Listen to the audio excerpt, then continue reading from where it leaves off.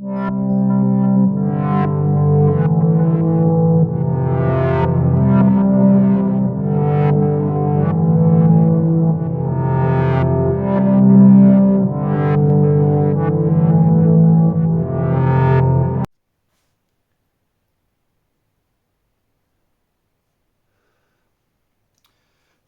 à tous, alors je vous retrouve dans cette vidéo pour vous parler du Barbenheimer. Qu'est-ce que c'est le Barbenheimer? C'est un événement un peu spécial dans le cinéma qui a lieu cette année, donc cet été. C'est la sortie simultanée de deux gros films de l'été, Barbie et Oppenheimer dont je vais parler, mais qui pour une fois, il n'y a pas un film qui a pris le dessus sur l'autre.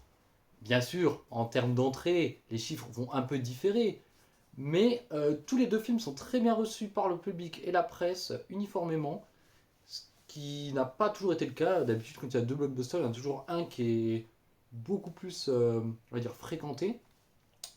Et voilà, donc c'est assez nouveau. Et c'est pour ça que je fais cette vidéo critique. Parce que après, je ferai plus de vidéos critiques sur des films, mais je vais me tourner vers le podcast audio pour ça. Parce que ce sera beaucoup plus facile pour moi, j'aurai juste à écrire mon texte et à le lire.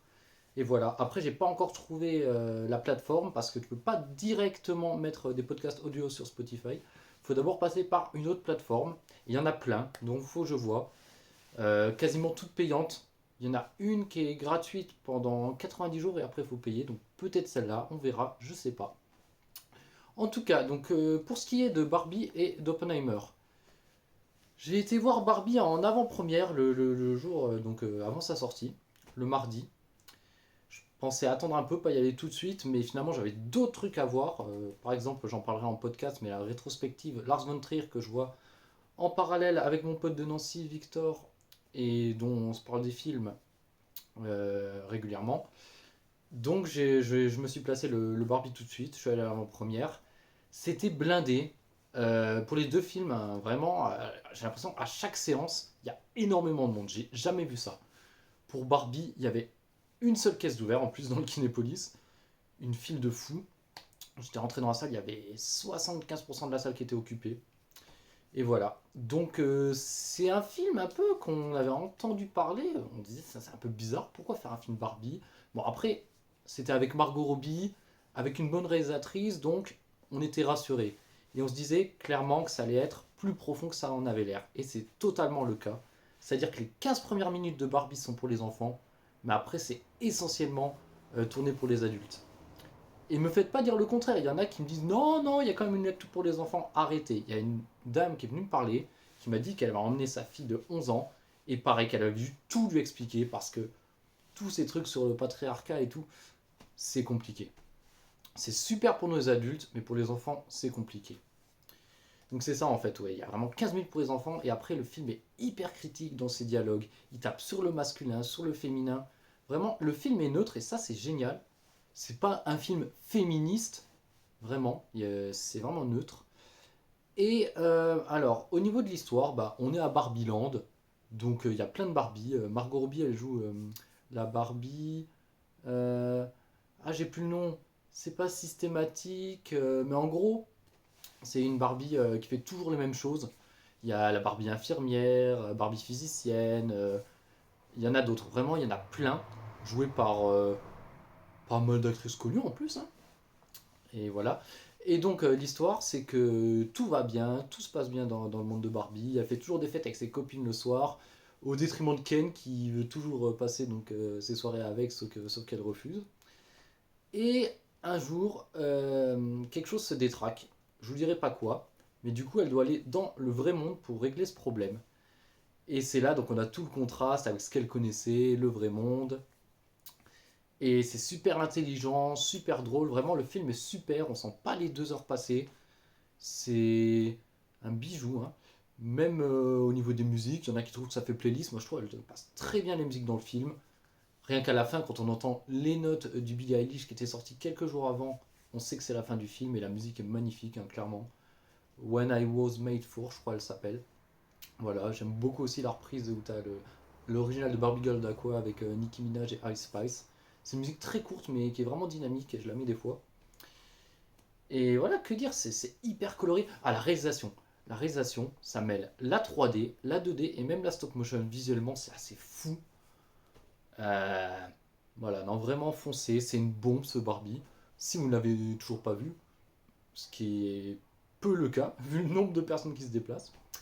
Mais voilà, donc un très bon moment. Donc on allait voir le film pour Margot Robbie qui est très bien dedans, mais son personnage est assez classique, on va dire. Elle a pas grand chose à jouer à part la fille superficielle et voilà. Alors que Ken, donc joué par Ryan Gosling, et ben il passe au-dessus parce que le personnage est plus complexe et il le joue très bien. Ryan Gosling est exceptionnel là-dedans. Voilà, je vous le recommande bien sûr. Et donc le deuxième film, Oppenheimer de Christopher Nolan. Alors je vais vous faire un rapide retour sur mon vécu avec Nolan. Je l'ai découvert avec Inception que j'avais acheté et qu'on avait regardé avec mon grand-père un soir quand il avait encore sa maison à Épernay. Et on avait dû mettre le film, on l'avait vu en 2 fois parce que clairement, même si c'était intéressant et visuellement assez fou, le problème c'était au niveau du son parce que Nolan, ses films sont assez assourdissants. J'ai eu le cas avec Dunkerque et Tenet en salle. J'étais ressorti avec un mal de crâne pas possible. Donc l'expérience est intéressante, mais éprouvante. Et donc j'avais très peur avec celui-ci d'avoir la même chose, et j'avais parlé avec certaines personnes qui me disaient que c'était également aussi le cas. Mais je vais nuancer le truc. C'est le cas un peu, mais pas surtout. En fait, vraiment, avant de parler du film, je vais revenir juste sur pour moi, les 2 reproches que j'ai à faire au film. Vraiment. Donc, je disais, au niveau sonore, alors c'est la musique qui pose problème, parce qu'on a de la musique épique quasi tout le long du film, et sur certaines séquences c'est intéressant, mais sur d'autres, tu comprends pas pourquoi. Pourquoi t'as une musique épique quand le personnage il change? On s'en fout quoi, ça n'a aucun intérêt, et même des fois la musique passe au-dessus des dialogues, donc c'est ça le problème. Par contre, au niveau du son, eh ben, c'est hyper intéressant. Dès le début, on a une explosion de bombes et c'est assez sensoriel. On sent limite le sol trembler sous nos pieds. Donc ça au cinéma c'était top. Donc le son c'est très intéressant, mais la musique trop présente. Et malheureusement dans certains passages, voilà, elle passe au-dessus des dialogues. Passé ça, 3 heures, je me disais quand même 3 heures ça peut être long et tout. J'en viens au deuxième problème. Il y a une ou deux longueurs, mais que dans les 2 premières heures. En fait le film donc, il fait 3 heures, il est divisé en 2 parties. Il y a 2 heures jusqu'à le test de la bombe à Hiroshima. Non, le test de la bombe dans le désert et s'ensuit donc le largage de bombe à Hiroshima et Nagasaki.